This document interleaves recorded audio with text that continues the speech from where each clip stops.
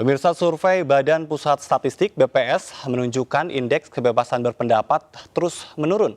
Presiden meminta polisi tidak asal memanggil atau menangkap warga yang mengkritik pemerintah karena kritikan melalui mural itu hal kecil yang tidak perlu dipersoalkan.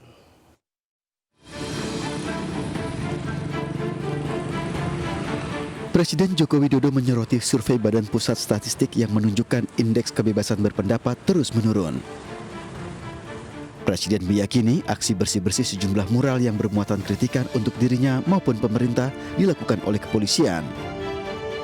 Jokowi meminta pimpinan Polri memberikan arahan kepada bawahannya bahwa kritikan melalui mural tidak perlu dipersoalkan.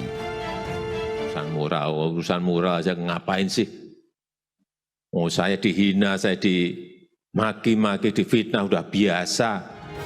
Presiden meminta agar pendekatan aparat kepada masyarakat harus persuasif dan mengedepankan dialog. Namun polisi harus bertindak tegas jika kebebasan berpendapat itu menyebabkan terganggunya ketertiban. Pemirsa, Ketua Komisi 3 DPR RI, Bambang Wuryanto mengatakan bahwa polisi bertugas mendukung Presiden. Politisi PDI Perjuangan itu menyebut Jokowi hanya ingin menegur kepolisian. Pria yang akrab disapa Bambang Pacul ini menyebut bahwa kritik dari Jokowi menjadi koreksi bagi kepolisian. Menurutnya kritik adalah bentuk perhatian dari Presiden Joko Widodo. Ditambahkannya, Polri diminta untuk introspeksi dan melakukan evaluasi. Dan kita masih tersambung dengan Komisioner Kompolnas, Mbak Pungki Indarti. Mbak Pungki, ini yang menarik kemudian adalah tidak hanya soal soan ke Ormas, tapi ada banyak hal yang disoroti oleh Pak Presiden Jokowi. Termasuk juga jangan mudah untuk menindak yang mengkritik. Ini sebetulnya apa sih yang melatar belakangi kalau Anda bisa baca dari apa yang coba disampaikan oleh Pak Presiden ini? Iya benar. Saya juga kadang sering protes ya pada kawan-kawan kepolisian yang misalnya terlalu takut gitu. Nah, kita bisa melihat contoh ketika di Blitar ada seorang peternak yang membentangkan spanduk poster ya ketika Pak Presiden lewat gitu ya di situ ya dalam kunjungan ke Jawa Timur. Nah, ini yang bersangkutan langsung diamankan gitu. Saya rasa ini terlalu berlebihan gitu ya, mereka sendiri takut kalau misalnya ini dibaca presiden nggak happy, terus kemudian mereka khawatir jabatan mereka akan dicopot. Padahal sebetulnya ini justru kontraproduktif gitu. Ini tanda bahwa sebetulnya kawan-kawan ini masih belum terlalu memahami terkait dengan hak asasi manusia, aturan-aturan terkait dengan kebebasan berserikat, berkumpul, berekspresi. Ini yang masih menjadi tanda tanya dan perlu harus segera diberi pendidikan lagi gitu ya. Karena polisi sendiri sudah punya peraturan Kapolri atau Perkap nomor 8 tahun 2009 tentang implementasi standar dan prinsip hak asasi manusia dalam pelaksanaan tugas Polri. Nah, di sini dalam Perkap ini mengatur atau mengadopsi secara detail undang-undang HAM dan konvensi-konvensi internasional tentang HAM yang sudah diratifikasi oleh pemerintah Indonesia. Nah, ternyata ini dalam implementasinya masih belum dilakukan dengan baik. Terbukti dengan banyaknya aksi-aksi yang terus kemudian dibubarkan, terus kemudian ada yang ditangkap dan sebagainya. Ini kan perlu belajar soal ini. Nah, kita kemudian mengingat bahwa mandat reformasi Polri ini mesti harus dijalankan, terutama reformasi kultural Polri, di mana dalam reformasi kultural Polri itu mengharapkan mindset dan culture set Polri itu mesti harus diubah. Jadi jangan sampai Polri ini tetap berwatak seperti pada masa Orde Baru yang sifatnya militeristik, terus kemudian arogan, mengedepankan kekerasan. kekerasan, pungli dan sebagainya. Nah, ini semuanya harus diubah. Nah, oleh karena itu dengan adanya reformasi ini, maka Polri harus menjadi institusi sipil yang menghormati hak asasi manusia. Iya. Jadi seluruh anggota itu harus humanis dan kemudian mereka memahami tentang hak asasi manusia sehingga tidak asal tangkap, tidak asal membubarkan acara, aksi dan sebagainya. Kecuali kalau aksi-aksi tersebut berbahaya ya, dalam artian aksi tersebut berujung anarkis, maka itu harus dibubarkan. Tapi kalau tidak anarkis ya nggak perlu dibubarkan. Nah, kalau dilakukan pada masa sekarang ini, masa pandemi ya misalnya, nah itu mesti harus diatur supaya tetap patuh pada protokol kesehatan. Seperti itu, Mas Ajat. Iya, baik. Artinya Pak Presiden sendiri sebetulnya tidak nyaman ya, walaupun mungkin maksudnya betul. menjaga marwah negara dalam hal ini begitu ya. Baik. Betul. Tapi terlalu kalau berlebihan lah itu. baik. Tapi kalau Anda sendiri melihat ini sebetulnya bagaimana ya proporsi soal kritik dan atau bahkan ini sesuatu yang membahayakan dan harus ditertibkan? Kalau untuk melihat apakah aksi tersebut sudah berubah menjadi anarkis, itu kan polisi punya aturan. Jadi ada aturan terkait dengan penanggulangan aksi yang anarkis. Yeah. Nah, Polri juga punya peraturan Kapolri tentang penggunaan kekuatan. Di situ ada step-stepnya.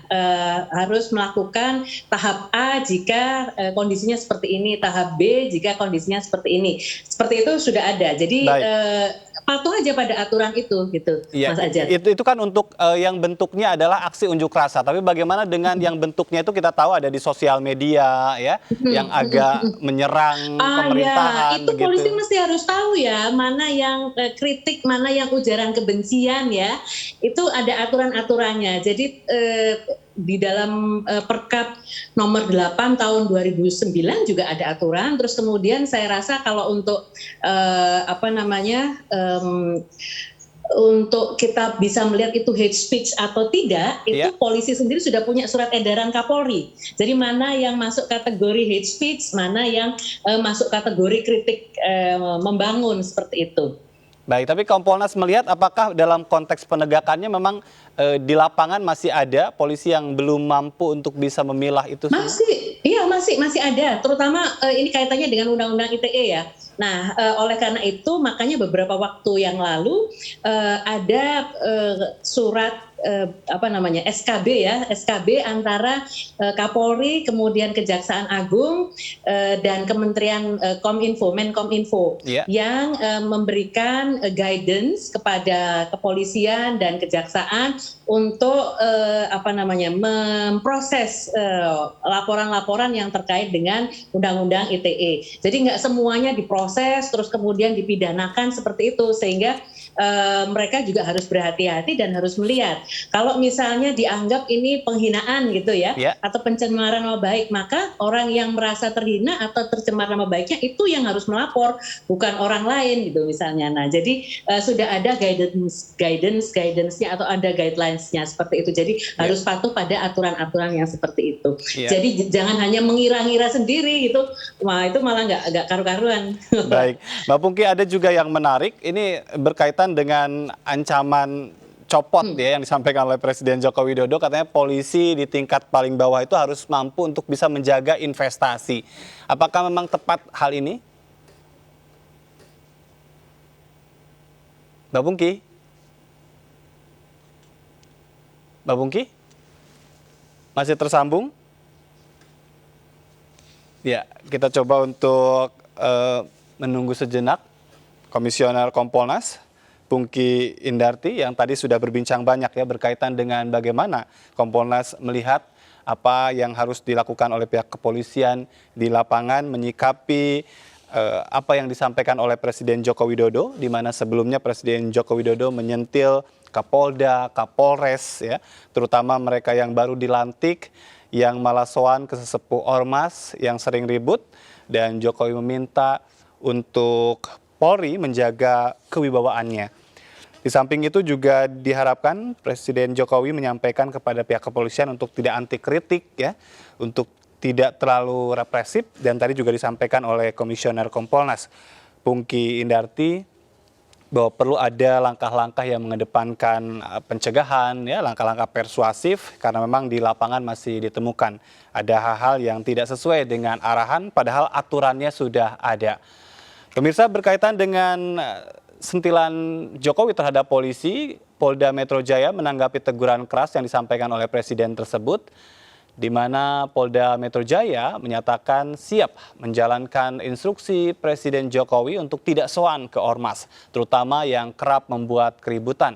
Kabid Humas Polda Metro Jaya, Kombes Pol E. Zulpan, mengatakan Polda Metro Jaya tidak segan-segan menindak ormas yang kerap membuat keributan. Hal tersebut sebagaimana yang sudah disampaikan berulang kali oleh Kapolda Metro Jaya, Irjen Pol Fadil Imran, bahwa agenda soan tidak perlu dilakukan kepada ormas yang membuat keributan.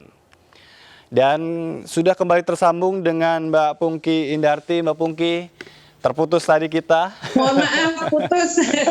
Baik, ini yang menarik bahwa Presiden Joko Widodo meminta Kapolri untuk tidak segan-segan mencopot Kapolda yang tidak mampu menjaga investasi di daerahnya. Bagaimana? Apakah ini tepat?